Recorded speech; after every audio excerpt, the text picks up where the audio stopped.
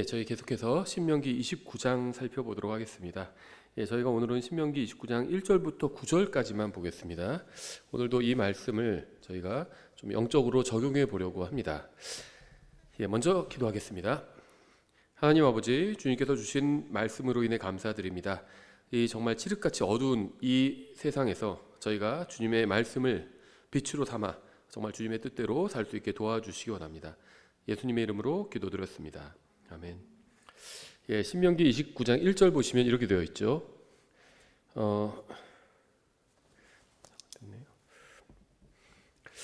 주께서 호렙에서 이스라엘 자손과 맺으신 언약 외에 그분께서 모세에게 명령하사 모압 땅에서 그들과 맺으신 언약의 말씀들이 이러하니라. 신명기 29장에 기록된 말씀은 하나님께서 이스라엘 자손에게 주시는 말씀임을 우리가 잊어서는 안 되겠죠. 여기에 기록된 말씀은 이스라엘 자손이 가나안에 들어가기 전에 이미 주셨던 말씀을 다시 주신 것입니다. 그래서 신명기라는 말 자체가 이제 두 번째 주신 말씀이다라는 뜻을 가지고 있죠. 물론 이제 우리나라 말에는 신명기요, 한국어 단어에는 그런 뜻은 없는데요. 영어로는 듀토로노미라고 하는데 이건 두 번째 주신 말씀이라는 의미죠. 이미 이전에 출애굽하고 이후에 주님께서 십계명과 또 율법을 주셨죠. 이것은 이제 40년 전입니다. 그리고 광야에서 40년 정도를 보내고 나서 이제 다시 가나안 땅에 들어가기 직전에 주님께서 다시 말씀을 주셨습니다. 그래서 이 신명기의 말씀들, 특히 신명기 29장의 말씀은 주님께서 이스라엘 백성에게 주신 말씀입니다. 다시 말하면 교리적으로는 교회인 그리스도인들과는 관련이 없다는 겁니다. 교리적인 관련이 없다는 거예요. 교리적인 관련이란 건 이 말씀에 기록된 그대로 행해야 된다라는 것입니다. 예를 들면 율법을 지켜라 그럼 지키는 것이고, 안식일을 지켜라 그럼 지키는 것이고, 할례를 행하라 그러면 행하는 겁니다. 그게 이제 교리적인 관련이 있는 거예요. 근데 교회와는 교리적인 관련은 없습니다. 하지만 이 말씀을 영적으로 적용할 수는 있습니다. 교리적인 해석과 영적인 적용은 다른 거죠. 또 영적 해석은 잘못된 겁니다. 하지만 영적 적용은 할 수 있어요. 이 말씀이 우리에게 하시는 말씀은 아니지만 우리가 이 말씀 그대로 행해야 한다는 것이 영적 해석입니다. 신명기 29장의 말씀은 영적으로 해석하면 안 돼요. 하지만 영적으로 적용할 수는 있습니다. 이 말씀이 우리에게 하시는 말씀은 아니지만 이 말씀에 보여주신 하나님의 뜻처럼 이런 큰 원칙을 따라서 우리가 살아야 한다는 게 이제 영적 적용이겠죠. 그래서 비록 여기에 기록된 말씀이 율법에 관한 것이고 우리에게 교리적으로 적용되지는 않지만 영적 적용을 통해서 얻는 유익은 굉장히 큽니다. 2절에 모세가 온 이스라엘을 불러 그들에게 이르되 주께서 이집트 땅에서 너희 눈앞에서 파라오와 그의 모든 신하들과 그의 온 땅에게 행하신 모든 것을 너희가 보았나니 곧 내 눈이 본 큰 시험들과 표적들과 그 큰 기적들이니라. 신명기 29장의 말씀은 이스라엘 자손 중 인도자들이나 신실한 몇 사람에게만 하시는 것이 아니라 온 이스라엘 전체에게 하시는 말씀이죠. 모든 이스라엘 자손은 이 말씀을 그대로 따라야 했습니다. 4절부터 이제 우리가 좀 영적으로 적용할 내용들이 나옵니다. 4절부터 9절까지. 오늘은 주로 이 내용을 살펴보려고 하는데요. 4절에 그러나 깨닫는 마음과 보는 눈과 듣는 귀는 이날까지 주께서 너희에게 주지 아니하셨느니라. 내가 40년간 광야에서 너희를 인도하였는데 너희가 입은 옷이 낡아지지 아니하였고 내 발의 신이 낡아지지 아니하였느니라. 내 발의 신이 낡아지지 아니하였으며, 아무리 내구성이 좋은 신발도 10년 이상 그대로 신을 수는 없어요. 그렇죠? 매일 신발을 신고 다니면 신발이 헐게 됩니다. 그러니까 수선하든지 아니면 버리고 새 것으로 교체하든지 해야 합니다. 가죽으로 된 신발들 중에는요, 수선하면 또 오래 신을 수 있는 것들도 있어요. 남자 구두 같은 거. 근데 밑창을 갈아야 됩니다. 계속. 아무리 그 좋은 구두라도 계속 신으면 밑창이 헐게 돼 있습니다. 그럼 밑창을 갈아야 돼요. 그게 수선하는 거죠. 근데 38년간 신발이 낡아지지 않았다는 것은 정말 놀라운 기적이 아닐 수 없습니다. 낡아지죠. 아무리 좋은 신발도, 아무리 튼튼한 신발도 10년 신으면 10년이 티 안 돼요. 한 2, 3년만 신어도 낡아집니다. 낡아집니다. 매일 걸어 다니는데 낡아질 수밖에 없죠. 근데 38년간 광야에서 보냈습니다. 이스라엘 백성은. 근데 신발이 낡아지지 않았다고 합니다. 이건 정말 엄청난 기적입니다. 그래도 신발 하나 갖고 계속 신었겠어? 계속 바꿔 신었겠지? 아니에요. 3절에서 이스라엘 자손이 큰 기적들을 보았다고 말씀하고 있잖아요. 큰 기적을 눈이 직접 봤다고 말씀하고 있어요. 그리고 4절에서는 신발이 낡아지지 않았다고 말씀하고 있습니다. 이건 정말 놀라운 기적을 그들은 체험한 겁니다. 이 신발이 낡아지지 않았다는 말씀을 가지고 어떤 오래된 설교자인데요, 몇백 년 전에 살던 설교자인데 이렇게 적용한 분도 있어요. 저는 제가 지금 설명하는 거는 신발이 낡아지지 않았다는 게 38년간 낡아지지 않았다는 거죠. 이것도 기적이죠. 그런 신발 없거든요. 아무리 좋은 소재로 만들어도 강철로 만들어도 낡아져요. 아무리 좋은 소재로 만들어도 38년간 신발이 낡아지지 않은 경우는 없습니다. 그런 경우는 기적인 거죠. 그런데 어떤 과거의 설교자는 이렇게 얘기했습니다. 그건 성인의 경우고 아이들의 신발이 새로 바꿔주지 않았는데도 계속 발에 맞춰 아마 커졌을 것이다. 광야를 헤매는 이스라엘 백성들의 신발이 낡아지지 않았습니다. 그런데 그 광야를 헤매는 백성들 중에는 어른만, 성인만 있었던 게 아니죠. 저는 오래전부터 발이 더 이상 크지 않아요. 당연하죠. 키도 크지 않고 발도 크지 않습니다. 30년간. 왜냐하면 성인이었으니까. 30년 전부터 저는 성인이었잖아요. 더 이상 신체가 자라지 않습니다. 성인의 신발이 낡아지지 않았다는 거 40년 가까이. 그것도 기적이지만 아이들의 신발도 낡아지지 않았다는 겁니다. 그래서 이게 교리로 제가 그렇게 가르친다는 게 아니에요. 오래전 어떤 설교자가 이런 얘기를 했다는 겁니다. 38년간 아이들의 발이 자랄 때 아마 신발도 같이 자랐을 것이다. 이런 얘기하면요, 말도 안 되는 얘기하고 있어. 근데 그럼 이게 말도 안 되는 얘기면 오병이어는 말 되는 얘기인가요? 물고기 5마리와 물고기 5덩어리와 빵 2마리로 5,000명이 먹었다. 이게 가능한가요? 빵이 계속 자랐겠죠. 잘은 모르지만 늘어났겠죠. 계속 물고기도. 마찬가지라고 봅니다. 신발을 하나 만들어줬는데 신발이 낡아지지 않아요. 그 신발을 새 걸로 교체해줘야 될 필요가 없어요. 어린아이인데. 발이 계속 자라는데 신발이 계속 맞는 겁니다. 잘 모르겠습니다. 아마 이런 기적을 체험했겠죠. 근데 말도 안 돼. 어떻게 아이 신발을 하나 해주면 아이가 성인 될까지 계속 그걸 신을 수 있다? 말도 안 되는 얘기하고 있어. 이렇게 생각하실지 모르지만 그게 말이 안 되면 그럼 홍해가 갈라지는 건 말이 되나요? 말 안 되기는 다 마찬가지예요. 현대인의 시각으로 보면 홍해가 갈라져서 200만의 이스라엘이 그 사이로 가는 것이나 아니면 아이에게 신발을 하나 만들어줬는데 40년간 신발을 교체해줄 필요가 없는 것이나 그게 그거 아닌가요? 둘 다 놀라운 일 아닌가요? 6절에 너희가 빵을 먹지 아니하고 포도즙이나 독주도 마시지 아니하였나니 이것은 내가 주 너희 하나님인 줄을 너희가 알게 하려 함이니라. 주님께서는 이스라엘 자손이 입고 신는 의복 문제에만 관여하신 것이 아니라 그들이 먹고 마시는 음식 문제에도 관여하셔서 그들의 필요를 채워주셨습니다. 자, 방금 의복에 대해서 얘기하니까 이건 좀 지나친 상상이다. 무슨 신발이 낡아지지 않았다는 게 계속 40년간 같은 신발 신었다는 거냐? 애들도 신발 하나 만들어주면 신발이 계속 커져갔다는 거냐? 그게 말이 되냐? 그럼 하늘에서 만나가 내리는 게 말이 되나요? 하늘에서 빵덩어리가 떨어지는 게 말이 되나요? 그러니까 지금 어떤 과학적인 소위 말하는 그 기준으로 보면 이 출애굽기의 내용 또 민수기 내용 신명기 내용 말이 되지 않습니다.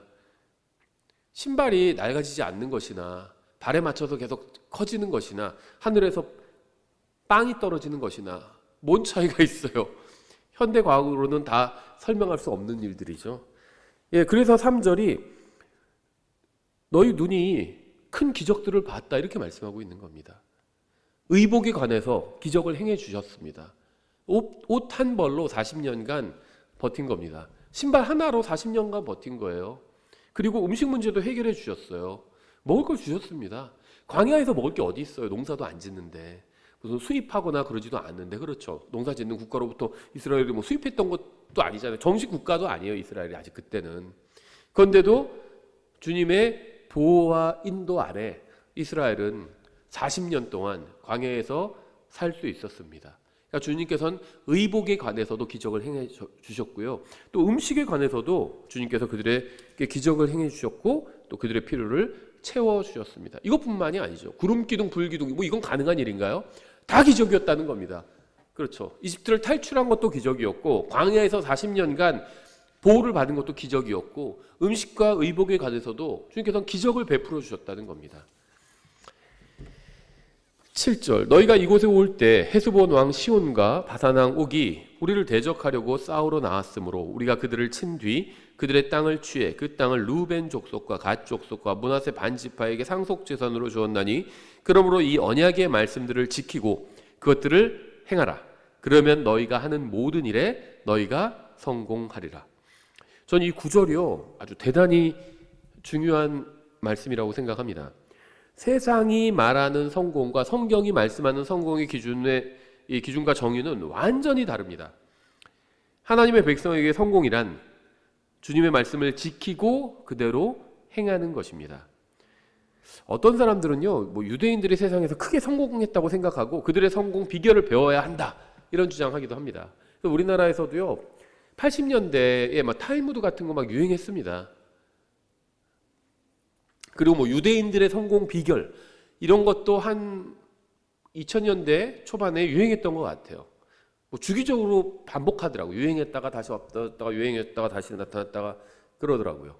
그래서 뭐 유대인들의 성공 비결을 배워야 한다. 뭐 미국에서 성공한 유대인 가문들, 그들이 아이들을 가르치는 그 교육 방법을 배워야 된다. 그들의 뭐 경제 무슨 교육 뭐 이런 거 배워야 된다. 이런 책들 유행합니다.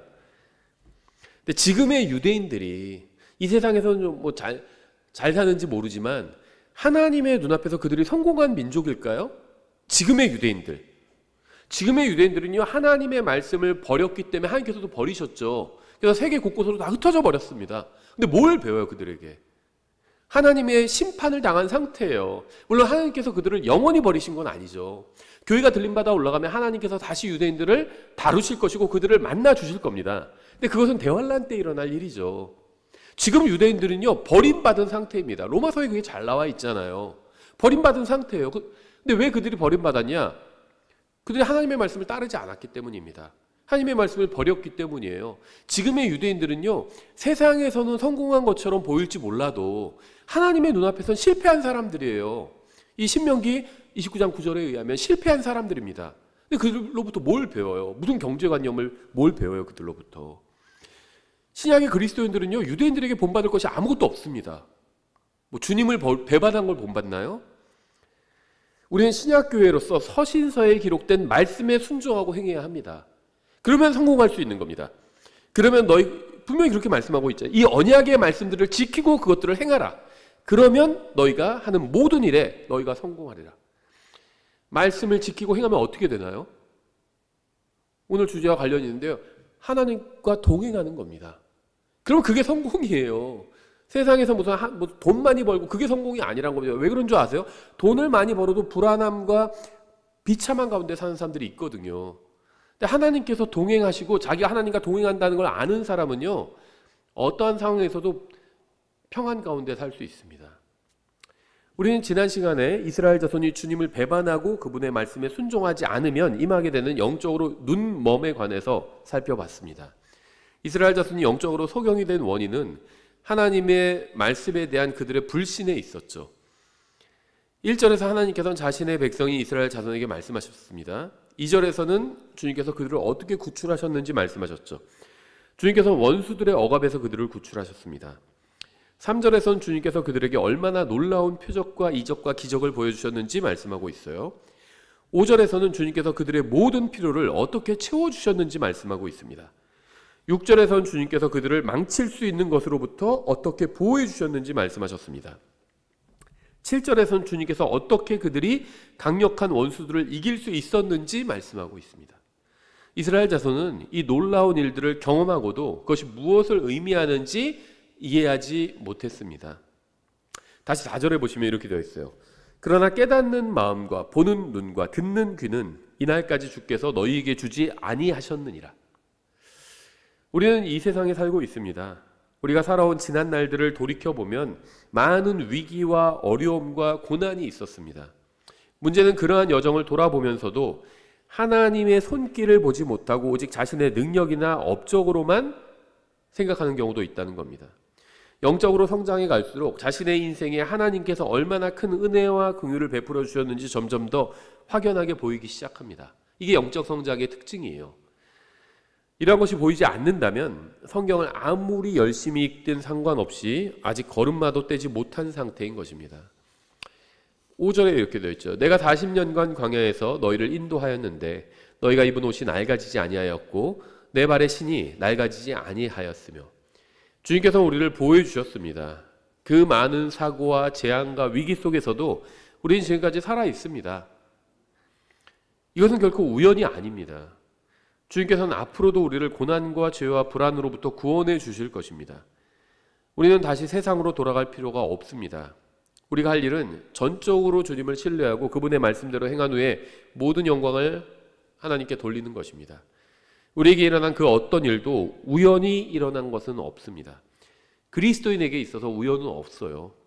하나님께서는 모든 것을 주관하시면서 우리를 인도해 주고 계십니다. 우리가 누리는 모든 것은 하나님께서 우리에게 허락해 주신 것들입니다. 우리가 아무리 열심히 일한다 해도 주님께서 허락하지 않으시면 우리는 아무것도 얻을 수 없고 누릴 수 없습니다. 가장 위험한 생각은 자신이 모든 것을 이루었다는 거예요. 죄는 항상 하나님께 영광을 돌리지 않는 마음에서부터 시작됩니다. 우리가 지금 여기까지 온 것은 모두 하나님의 은혜와 긍휼 때문입니다. 하나님께서는 우리가 아직 파악하지 못한 수많은 지점에서도 우리에게 긍휼과 은혜를 베풀어 주셨습니다. 나중에 우리가 셋째 하늘에 올라가면 그때는 모든 일의 전말을 알게 되고요. 주님께 무한 감사를 드리게 될 것입니다. 소위 말하는 비하인드 스토리도 다 알게 될 거예요. 아, 그때 내가 미처 깨닫지 못하고 그때 내가 좀 잘했고 내가 내 번뜩이는 내 좋은 머리로 내가 잘 해결했다고 생각하지만 사실은 그것도 주님께서 보호해 주시고 인도해 주신 것이었구나. 이걸 나중에 알게 된다는 겁니다. 우리가 안전한 집에 살고요, 멀쩡한 가정을 이루고 있는 이유는요, 우리가 괜찮은 사람이기 때문이 아니라 주님께서 우리를 불쌍히 여겨주시고 보호해 주셨기 때문입니다. 그리고 이것은요, 또 다른 의미로 저는 사명이라고 생각합니다. 과거가 아니라 그 세계가 100년의 마을이라면 이런 책이 있죠. 이게 뭐 완전히 성경책인 책은 아니에요. 그런데 구원받은 사람들에겐 특히 대한민국이나 미국처럼 풍요로운 지역에 살고 있는 구원받은 사람들에게 많은 것을 시사한다고 생각합니다. 지금도요, 전 세계 인구 중 절반이 지붕이 없는 집에 살고 있어요. 지붕이 없고요, 화장실이 집 밖에 있는 그런 집에 살고 있습니다. 이게 한국 사람들, 지금 21세기를 살고 있는 한국 사람들은 이해하지 못합니다. 지붕이 없어 집에? 화장실이 집 안에 있지 않아? 이거 이해하지 못해요. 우리나라도 불과 50년, 60년 전에요, 화장실이 집 밖에 있는 경우 많았어요. 근데 지금은 그런 경우가 거의 없죠. 다 집 안에 있습니다, 화장실이. 지금도 전 세계에 많은 사람들이 절반은 그런 데에 살고 있어요. 화장실이 집 밖에 있어요. 인도나 이런 데 가보면요, 저도 뭐 가본 건 아니고 영상을 보면요, 가구가 3,000호예요. 근데 화장실이 5개래요. 그러니까 어떻게 해요? 그냥 아무 데나 가서 일 보는 겁니다. 화장실이 없어요. 3,000개의 가구에 화장실이 5개라니까요. 그런 데가 많아요, 아직도. 근데 거기에 비하면 대한민국에 사는 사람들은 많은 풍요를 누리고 있는 겁니다. 아, 우리 집은 뭐 아직 그래도 좀 가난한데 아직 대출금도 많이 남아있는데 그럼에도 불구하고 풍요로운 거예요. 하나님께서 우리에게 이런 걸 허락해 주신 이유가 있다는 거죠. 사명을 주신 겁니다. 사명을 주신 거예요. 무엇인가 우리가 할 일이 있는 겁니다. 그래서 우리가 주님을 인정하고 주님께 영광을 돌리고 주님의 길로 걸어야 하는 겁니다. 6절에 이렇게 되어 있습니다. 너희가 빵을 먹지 아니하고 포도즙이나 독주도 마시지 아니하였나니 이것은 내가 주 너희 하나님인 줄을 너희가 알게 하려 함이라. 사람들이 술을 마시는 이유는 그것이 고통을 잊게 해준다고 생각하기 때문입니다. 그렇죠. 술은 고통을 잊게 해줄 수는 없지만 일시적으로 그것을 잊게 해주는 것은 사실이죠. 하는 일이 다 안 돼요. 사업도 망하고. 그래서 어디 선술집에 가서 소주 한 잔 마셔요. 그럼 그 소주를 마신다고 그래가지고 무슨 사업 망한 게 뭐 다시 사정이 좋아지는 건 아니죠. 다만 그 마시는 순간엔 고통을 일시적으로 잊게 해주는 거죠. 그것 때문에 술을 마시는 거죠, 사람들이. 뭐 그 이유만 있는 건 아니지만 괴로움을 잊기 위해서 술을 마시는 거죠. 그런데 주님께서 우리가 독주도 마시지 않게 해주셨다는 겁니다. 저는 수십 년을 술을 마시지 않고 살았습니다. 술을 마시지 않고 제가 살 수 있었던 이유는 주님께서 정말 제대로 된 참된 위로와 평안을 주셨기 때문이에요. 술이 아니라도 고통을 잊을 수 있는 방법이, 길이 저에게 있었다는 겁니다. 하나님 앞에 나아가는 거죠. 그럼 술 없이도 고통을 이겨낼 수 있다는 겁니다. 이게 주님께서 자신의 백성들에게 주신 특권이에요. 근데 세상 사람들은 그걸 모르죠. 술로 잊어야 한다고 생각합니다. 근데 술이 아니라도 잊을 수 있는 방법이 있다는 겁니다. 이것은 내가 주 너희 하나님인 줄 너희가 알게 하려 함이라. 하나님께서 우리에게 많은 일들이 일어나게 하셨습니다. 많은 어려움과 고통이 일어나게 하셨어요. 근데 그 이유가 뭐냐면 그 목적이 하나입니다. 가장 중요한 목적. 그것은 하나님이 어떤 분인지 알게 하기 위해서입니다. 주님께서 우리를 놀랍게 인도해 주신 이유는 우리가 주님을 알게 하기 위함입니다. 참된 하나님, 진짜 하나님은 한 분밖에 없습니다. 우리는 그분을 알아야 합니다. 참된 구원자도 한 분밖에 없어요. 모든 사람이 반드시 그분을 알아야 합니다. 4절에 되어 있죠. 그러나 깨닫는 마음과 보는 눈과 듣는 귀는 이날까지 주께서 너희에게 주지 아니하셨느니라. 불행하게도 이것이 현재 우리나라의 상황입니다. 더욱 안타까운 점은 우리나라 교회 대부분도 깨닫는 마음과 보는 눈과 듣는 귀가 없다는 점입니다. 우리나라 교회 대부분은요, 주님의 뜻이 무엇이고 교회가 무엇을 해야 하는지 모르고 있어요. 그래서 넘쳐나는 인력과 넘쳐나는 돈으로 쓸데없는 짓을 하고 있습니다. 무엇인가를 보기는 보지만 주님의 뜻을 이해하지는 못한다는 겁니다. 그래서 많은 교회들이 쓸데없는 짓을 하느라 힘과 재물과 세월만 낭비하고 있는 겁니다. 시편 119편 130절 이렇게 되어 있죠. 주의 말씀들이 들어오면 빛을 주며 단순한 자들에게 깨달음을 주나이다. 여기서는 주님께서 놀라운 일을 행하시지만 사람들이 그것을 알아보지 못하는 이유를 보여주고 있어요. 많은 사람이 주님을 보지 못하는 이유가 무엇일까요? 주님의 말씀들이 들어오도록 문을 열지 않기 때문입니다. 사람들이 주님을 보지 못하는 이유는 그분의 말씀에 귀를 기울이지 않기 때문이에요. 성경을 펴서 읽을 때 주님의 말씀이 마음속에 들어오게 됩니다. 성경을 읽지 않으면 주님의 말씀이 마음에 들어올 수가 없습니다. 주님의 말씀이 없으면 빛도 없고 깨달음도 없습니다. 보긴 봐도 알지 못하게 된다는 겁니다. 우리의 생각과 마음을 주님의 말씀으로 가득 채워야 빛이 비치고 깨달음도 받을 수 있다는 겁니다. 야고보서 1장 5절도 같은 말씀을 하고 있죠. 너희 중에 어떤 사람이 지혜가 부족하거든 모든 사람에게 너그러이 주시고 꾸짖지 아니하시는 하나님께 구하라. 그러면 그분께서 그것을 그에게 주시리라. 지혜가 부족하거든 하나님께 구해야 합니다. 많은 사람이 지혜가 부족한 채 사는 이유는 하나님이 아닌 사람들에게 지혜를 구하기 때문이에요. TV나 뉴스나 유튜브 동영상 이런 거에 지혜를 구해봐야 제대로 된 지혜를 얻을 수가 없습니다. 참된 지혜는 오직 하나님으로부터만 옵니다. 하나님의 말씀을 읽고 연구하지 않으면 결코 제대로 된 지혜를 얻을 수 없습니다. 문제도 단순하고 해결책도 단순합니다. 지혜가 부족한 것이 문제고요. 하나님께 부족한 지혜를 달라고 구하는 것이 답입니다. 오직 주님께만 참된 지혜가 있어요. 저도 신앙 연수를 더해갈수록 깨닫는 것이 제 인생에는 많은 문제가 있었고 내가 하나님의 말씀을 제대로 알고 그대로 행했다면 그 많은 문제에 휘말리지 않았을 텐데 이런 사실을 알게 된다는 점입니다. 그때 누가 나에게 하나님의 말씀을 좀 제대로 가르쳐줬으면 얼마나 좋았을까. 그리고 내가 그대로 행했다면 얼마나 더 좋았을까. 이런 생각과 후회가 있거든요. 그래서 말씀의 사역에 집중해야겠다. 다른 사람들에게 그때 30년 전, 20년 전 나에게 하나님의 말씀을 제대로 알고 행하는 것이 필요했던 것처럼 지금 사람들에게 그게 필요하거든요. 제가 하는 가장 큰 후회가 그거예요.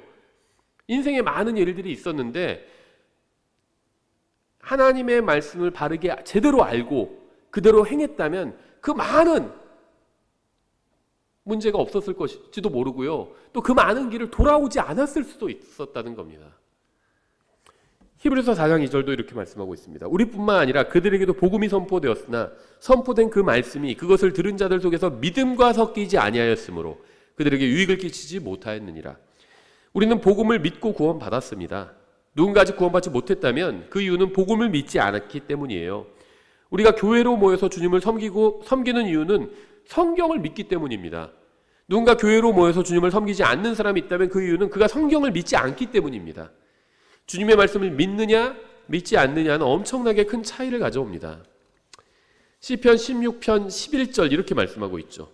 주께서 생명의 행로를 내게 보이시리니 주 앞에는 충만한 기쁨이 있고 주의 오른쪽에는 영원토록 즐거움이 있나이다. 예수님을 믿으면 이 세상에서 좋은 일만 일어나게 되고 죽어서는 하늘나라에 가게 된다고 생각하는 사람들이 있어요. 하지만 성경은 단 한 번도 그렇게 말씀하신 적이 없습니다. 성경은 우리가 예수 그리스도를 자신의 구원자로 받아들이면 하나님께서는 우리를 어둠의 권세에서 자신의 사랑하는 아들의 왕국으로 옮겨주시고 그리스도와 함께 일으켜주시고 그리스도와 함께 하늘에 앉게 해주시고 우리의 낡은 장막집을 벗어버리게 하실 것이라고 말씀하셨죠. 우리는 구원받는 순간 이미 필요한 모든 영적인 복을 받았습니다. 물질적인 복은 약속된 게 없어요. 그건 이 세상에서의 물질적인 복은 약속된 게 없습니다. 그건 나중에 우리가 천년왕국에서 누리게 될 것이라고 약속해 주셨죠. 근데 그 전에 주님께서 오시기 전에는 우리에게 약속된 물질적인 복이 없다는 겁니다. 우리가 앞으로 받을 것보다 구원받은 순간에 이미 받은 것이 비교할 수 없을 정도로 훨씬 더 좋은 것들이에요. 우리는 예수님을 믿는 순간 이미 구원받았기 때문에 다시 구원받을 필요는 없죠. 이미 하나님의 아들이 되었기 때문에 다시 하나님의 아들이 될 필요도 없습니다. 우리는 이미 하늘에서 예수님과 함께 앉아 있습니다. 영으로 함께 그렇게 앉아 있죠. 우리에게는 하나님께서 말씀하신 것을 믿음으로 받아들이냐의 문제만 남아 있습니다. 하나님께서는 우리를 위해서 모든 것을 준비해 두셨습니다. 문제는 우리가 매일의 삶에서 어떻게 하나님의 인도대로 길을 걸어갈 것인지, 이게 문제죠. 우리는 주님께서 어떻게 우리의 인생을 인도해 주시는지 알아야 합니다. 감사하게도 주님께서는 성경에 미리 모든 것을 기록해 놓으셨어요. 우리는 길을 인도하시는 분은 하나님이라는 사실을 인정하고 믿음으로 그 길을 걸어야 합니다. 이스라엘이 실패했던 게 바로 이런 점이었죠. 우리는 하나님을 신뢰하고 그분이 우리의 인도자가 되신다는 사실을 인정하고 그분의 인도를 따라야 합니다. 제가 제일 후회하는 게 바로 이런 점이었어요. 하나님의 인도를 인정하지 못했던 거죠. 그때는 잘 몰랐어요. 그런 것들을. 주님께서 주신 말씀대로 믿고 신뢰하고 그대로 행하면 되는 건데 그걸 잘 몰랐다는 겁니다. 그래서 자꾸 딴 데서 답을 찾으려고 했던 적이 너무나도 많았어요. 주님께서 우리를 인도해 주시기 원하시지만 강제로 인도하지는 않으실 겁니다. 모가지를 끌고 가지는 않으신다는 겁니다. 우리가 주님의 인도를 따르려면 우리가 스스로 따라가야 합니다. 주님을 따라가는 방법은 주님의 말씀을 따라가는 것입니다. 주님께서는 결코 자신의 말씀을 벗어나서 누군가를 인도하지는 않으시기 때문이에요. 주님께서는 자신의 말씀에 순종하는 모든 사람에게 길을 보여주실 겁니다. 우리에게 자신의 길을 보여주시는 것은 주님의 뜻입니다. 하나님의 뜻은 저를 자신의 길로 인도해 주시는 것입니다. 제가 잘못된 길로 들어가거나 죄를 짓는다면 그것은 하나님께서 원하시는 것을 제가 어긴 것입니다. 하나님의 뜻은 저를 생명의 길로 인도해 주시는 거예요. 문제는 제가 하나님의 길로 가는 것을 원하지 않는다는 겁니다. 하나님의 뜻대로 사는 것을 원하지 않는 것이 바로 저의 문제라는 겁니다. 우리는 이 세상에서 잘 먹고 잘 살다가 죽어서 하늘나라에 가기를 원합니다. 그래서 이 세상에서 편한 삶을 사는 것이 하나님의 뜻이라고 생각합니다. 우리는 좋은 집에 살지 못하고 좋은 직장을 잡지 못하고 좋은 배우자를 만나지 못한 것이 우리의 문제라고 생각합니다. 몸에 병이 있는 것이 우리의 문제라고 생각합니다. 하지만 하나님께서 보시는 우리의 문제는 그런 차원의 것이 아닙니다. 그런 것들도 중요하긴 하지만 모두 일시적인 것들이기 때문입니다. 하나님께서 보시는 우리의 문제는 우리가 하나님께서 인도해 주시는 길로 가려고 하지 않는다는 겁니다. 우리는 예수님을 믿고 구원받긴 했지만 여전히 하나님께 반역적인 옛사람을 가지고 있습니다. 이것이 바로 우리의 근본적인 문제예요. 하나님께서는 자신의 길을 우리 각자에게 보여주실 겁니다. 전 지금 이 시대에도요, 종교개혁이 필요한 시대라고 생각합니다. 가톨릭이나 개신교회뿐만 아니라 독립침례교회도 종교개혁이 필요합니다. 교회 다니는 많은 사람이, 심지어 독립침례교회 다니는 사람들도 주님께서 자신이 아닌 자신의 목사에게 길을 보여주실 것이라고 생각합니다. 하나님께서는 설교자나 성경교사나 목사만을 인도해 주지 않으십니다. 주님께서는 자신의 자녀들을 한 사람씩 인도해 주십니다. 다른 성경을 사용하는 바른 교회 다닌다고 해서 문제가 해결되는 것이 절대 아니라는 겁니다. 하나님의 인도를 받는 사역자가 있는 교회에 다닌다고 해서 문제가 해결되는 것도 아닙니다. 여러분 각자가 하나님의 인도를 받아야 합니다. 만약 여러분이 다시 태어난 하나님의 자녀라면 여러분 안에는 하나님의 거룩하신 영께서 거하시고 여러분을 바른 길로 인도하려 하신다는 겁니다. 하나님의 인도를 받는 비결은 단순히 좋은 교회에 다니고 좋은 성경을 읽고 좋은 목사의 설교를 듣는 것으로는 충분하지 않습니다. 여러분 각 사람이 하나님과 개인적인 교제를 나누고 사귐을 가져야만 합니다. 시편 16편 8절 이렇게 되어 있어요. 내가 주를 항상 내 앞에 모셨나니 그분께서 내 오른편에 계심으로 내가 흔들리지 아니하리로다. 이 세상에서 흔들리지 않는 비결은 바른 교회에 다니거나 바른 목사의 설교를 듣는 것이 아니라 항상 주님 앞에 거하는 겁니다. 주님을 따르기 원하고 주님의 길로 걷기 원하는 사람은 누구나 주님의 인도를 받을 수 있어요. 예레미야서 10장 23절도 이렇게 말씀하고 있죠. 오 주여 내가 알거니와 사람의 길이 자기 자신에게 있지 아니하며 걷는 자의 걸음을 인도하는 것이 그 사람에게 있지 아니하니이다. 하나님께서 40년간 이스라엘 백성을 광야에서 인도해 주셨죠. 성경에 의하면 여러분은 여러분 자신을 인도할 수가 없습니다. 여러분은 자신을 믿어서는 안 됩니다. 여러분 자신은 형편없는 인도자이기 때문입니다. 여러분이 인도해온 여러분의 인생 여정은 엉망진창이었습니다. 주님의 말씀대로 여러분의 걸음을 인도하는 것이 여러분 안에 있지 않기 때문이에요. 여러분은 어디로 가야 할지 모르고 무슨 길이 펼쳐져 있을지 전혀 알지 못합니다. 잠언 14장 12절 이렇게 말씀하고 있죠. 어떤 길은 사람이 보기에 옳으나 그것의 끝은 사망의 길들이니라. 보기에 바른 길 같고 정답 같아 보이고 많은 사람이 옳은 길이라고 하지만 사실 완전히 잘못된 길도 있습니다. 이사야서 30장 21절 이렇게 말씀하고 있어요. 너희가 오른쪽으로 돌이키든 왼쪽으로 돌이키든 내 뒤에서 나는 말을 내 귀가 들을 터인즉 이르기를 이것이 길이니 너희는 그 길로 걸으라 하리로다. 우리 자신은 우리의 인도자가 될 수 없어요. 누가 우리의 인도자가 될 수 있을까요? 내면에서 들려오는 소리가 하나님의 음성인지 아니면 내 자신의 생각일 뿐인지 어떻게 알 수 있을까요? 시편 58편 9절 이사야서 58편 9절 이렇게 말씀하고 있어요. 그때 내가 부르면 주가 응답하겠고 내가 부르짖으면 그가 이르기를 내가 여기 있다 하리라. 만일 내가 한가운데서 멍에와 손가락질하는 것과 헛되이 말하는 것을 없애고. 이 말씀에 의하면 주님의 인도를 받는 첫째 조건은 멍에를 끊는 것입니다. 멍에라고 하면요 대부분 율법주의를 의미합니다. 성경에선 하나님의 영은 여러분을 속박 가운데로 인도하지 않으시고 자유 가운데로 인도하십니다. 주님의 인도를 받기 위해선 먼저 율법주의의 멍에를 끊어버려야 합니다. 구원받은 수많은 사람들이 율법주의와 두려움에 사로잡혀 있어요. 무엇인가를 억지로 하지 않으면 하나님께서 진노하실지도 모른다는 두려움에 사로잡혀 있는 겁니다.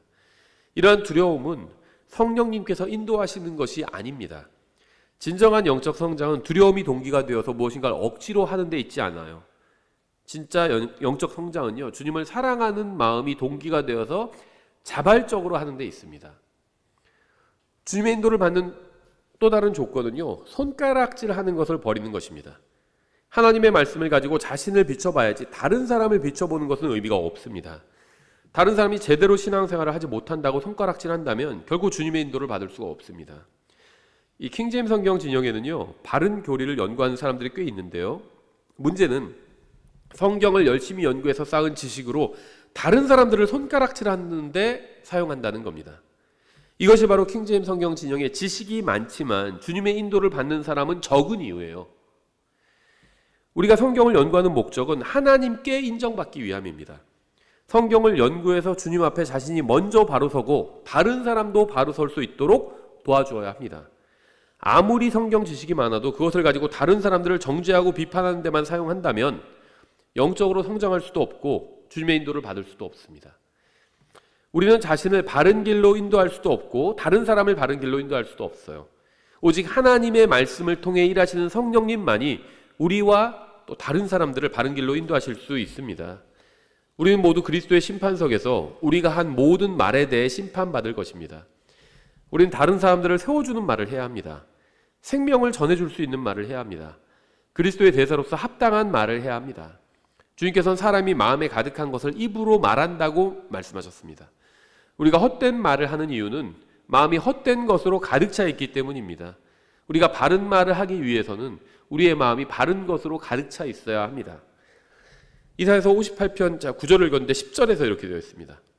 내 혼을 이끌어 굶주린 자를 향하게 하며 고난당하는 혼을 만족시키면 내 빛이 어둠 속에서 솟아올라 내 어둠이 대낮같이 되리라. 또 주가 너를 항상 인도하여 가뭄 속에서도 내 혼을 만족시키며, 그러니까 상황은 그렇게 중요하지 않다는 겁니다. 내 뼈를 기름지게 하리니 너는 물된 동산 같겠고 물이 끊어지지 아니하는 물샘 같으리라. 우리는 자신만을 위해 살지 말고 다른 사람을 도와주어야 합니다. 우리 주위에는 영적으로 굶주린 사람들이 있죠. 우리는 그들의 굶주림을 해결할 수 있는 참된 음식과 그들의 목마름을 해결할 수 있는 참된 음료를 가지고 있어요. 우리는 어둠 속에 있는 굶주린 자들에게 참된 생명과 빛이 되시는 예수 그리스도를 알려주어야 합니다. 이게 교회의 사명이고 구원받은 사람들의 사명이에요.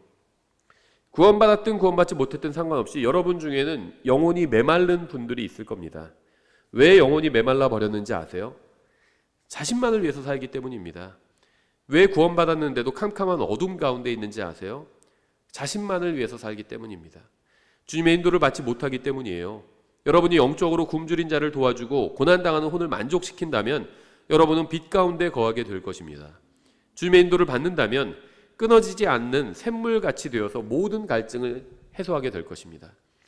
참된 부흥은 여러분 개인의 마음속에서부터 시작하는 겁니다. 여러분이 주님 앞에 나가서 교제를 나눌 때, 주님과 교제를 나눌 때 그때 이제 부흥이 시작되는 겁니다. 하나님은 항상 그 자리에 서서 기다리고 계십니다. 마치 집 나간 탕자를 아버지가 나와서 기다리는 것처럼 성경도 항상 그 자리에 있어요. 만약 여러분이 어둠 가운데 있고 메마른 영적 생활을 하고 있다면 그것은 하나님이나 성경의 잘못이 아니라 여러분 개인의 잘못이라는 겁니다. 여러분이 영적 갈증을 느끼는 이유는 하나님의 인도를 따르지 않기 때문이에요. 여러분이 주님의 인도를 따르면 어떤 상황에 있든 상관없이 여러분은 만족을 얻을 수 있다는 겁니다. 시편 32편 8절 이렇게 되어 있죠. 내가 너를 훈계하며 내가 가야 할 길로 너를 가르치고 내 눈으로 너를 지도하리로다. 우리는 바른 길을 보지 못하지만 하나님께서는 보실 수 있습니다. 오직 하나님만이 바른 길을 보실 수 있기 때문에 우리가 가야 할 인생의 길로 또 인도하실 수 있는 분은 하나님밖에 없는 겁니다. 우리는 우리를 구원하신 하나님께서 이 세상에서도 우리를 바르게 인도하실 수 있다는 사실을 인정해야 합니다. 우리가 의심하고 불평하고 걱정하고 염려하는 이유는 주님을 전능하신 분으로 인정하지 않기 때문이에요. 주님과 동행하는 방법은 쉽고 단순합니다. 전혀 복잡하지 않아요. 우리가 우리의 생각이나 느낌이나 주장을 버리고 주님의 말씀을 붙들면 됩니다. 내가 생각하는 것과 주님께서 말씀하시는 것이 다를 때 내 생각을 버리고 주님의 말씀을 붙들고 그대로 하면 됩니다. 우리가 신앙생활이 어렵다고 느끼는 이유는 주님의 말씀을 믿지 않기 때문입니다. 하나님께서는 우리를 인도해 주기 원하십니다. 오직 주님만 우리가 어디로 가는지 알고 계십니다. 우리 인생의 성공 여부는 우리가 얼마나 주님의 말씀을 신뢰하느냐에 달려 있어요.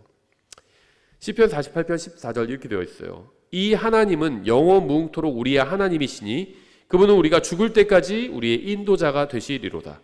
우리를 구원하신 분께서 우리를 이 세상에서 인도해 주실 뿐 아니라 영원 무궁토록 우리의 인도자가 되실 것입니다. 시편 73편 24절 주께서 주의 권고로 나를 인도하시고 나중에는 영광으로 나를 받아주시리니. 주님의 권고로 인도해 주시는 겁니다. 이 세상에서는 주님의 말씀으로 인도해 주세요. 그러면 어떻게 되죠? 나중에는 영광으로 나를 받아주시리니 이렇게 말씀하고 있죠.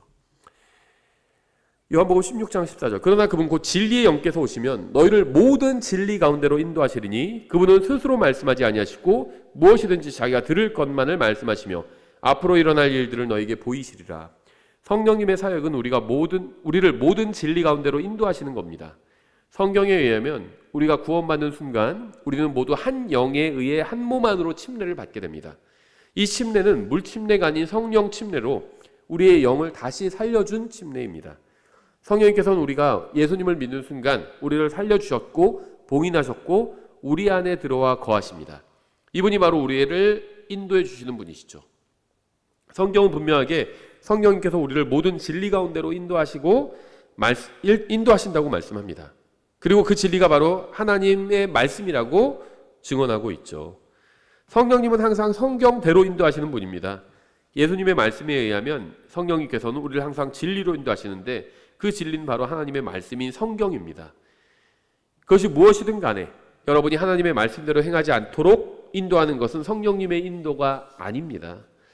여러분은 하나님께서 무엇이라고 말씀하시는지 알아야 합니다. 여러분 주위에서 일어나는 일들이 모두 하나님의 역사는 아니기 때문입니다. 여러분이 생각하는 것이나 느끼는 것이나 경험한 모든 것을 하나님의 말씀으로 달아봐야 합니다. 여러분은 성경이 무엇이라고 말씀하시는지 확인해 봐야 합니다. 그것만이 유일하게 가장 안전한 길을 걷는 방법입니다. 하나님의 말씀과 일치하면 그것은 진리입니다. 일치하지 않으면 그것은 무엇이든 간에 거짓입니다. 성경은 하나님께서 영감으로 주신 하나님의 말씀입니다.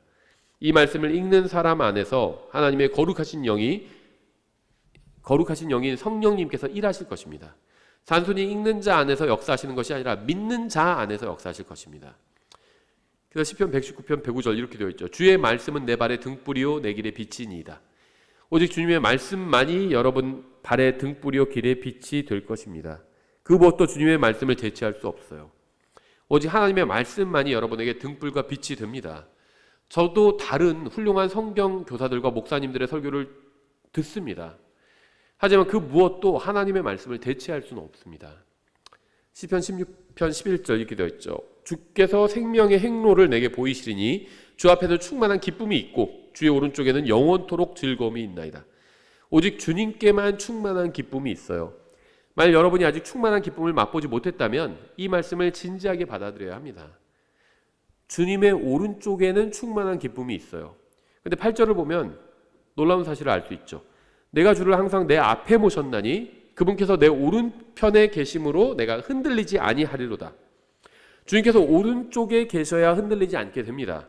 그런데 주님의 오른쪽에는 영원토록 즐거움이 있습니다. 그러니까 제가 주님의 오른쪽에 서면서 동시에 주님께서 저의 오른쪽에 서시는 방법이 무엇일까요? 내가 주님의 오른쪽에 있고 또 주님께서도 나의 오른쪽에 계시고, 이 방법이 무엇일까요? 서로 나란히 서면요 그렇게 될 수가 없죠. 내가 주님의 오른쪽에 있으면 주님은 나의 왼쪽에 계신 거죠. 근데 내가 주님의 오른쪽에 있으면서 동시에 주님께서도 내 오른쪽에 계시는 유일한 방법은요, 서로 얼굴과 얼굴을 마주 보면서 서 있는 겁니다. 서로 마주 보면서 서 있으면 그 사람은 나의 오른쪽에 있고 나는 그 사람의 오른쪽에 있는 거죠. 주님과 제가 서로 손을 잡고 마주 보면 저는 주님의 오른쪽에 있고 주님은 저의 오른쪽에 계실 수 있습니다. 오직 주님과 이 관계에 있을 때에만 충만한 기쁨과 영원한 즐거움이 있고 이 세상에서 어떤 일을 당하고 어떤 상황에 있어도 흔들리지 않게 됩니다. 주님의 앞에 있을 때만. 눈을 돌려 다른 것을 보는 순간 우리는 기쁨을 잃어버리게 되고 마음이 흔들리게 됩니다. 주님의 앞에 있어야 됩니다. 그래야지 주님만 바라볼 수 있게 되는 거죠. 하나님께서 여러분의 마음속에 빛을 비춰주시기 원합니다. 여러분이 오직 하나님만 바라보게 되기를 원합니다. 다른 것에 시선을 빼앗기지 않게 되기를 원합니다. 이 세상에서의 작은 성공이나 작은 실패에 너무 마음을 빼앗기지 마시기 바랍니다. 그리스도의 심판석에서 여러분의 인생의 성패가 드러나게 될 것입니다. 여러분의 인생의 성패는 예수 그리스도를 얼마나 사랑했느냐에 달려 있습니다. 주님과 얼마나 친밀한 교제를 나눴느냐에 달려 있습니다. 여기서 저희가 신명기 29장 1절부터 9절을 영적으로 적용해서 주님의 보호와 인도에 관해서 살펴봤습니다. 오늘 여기까지 하겠습니다.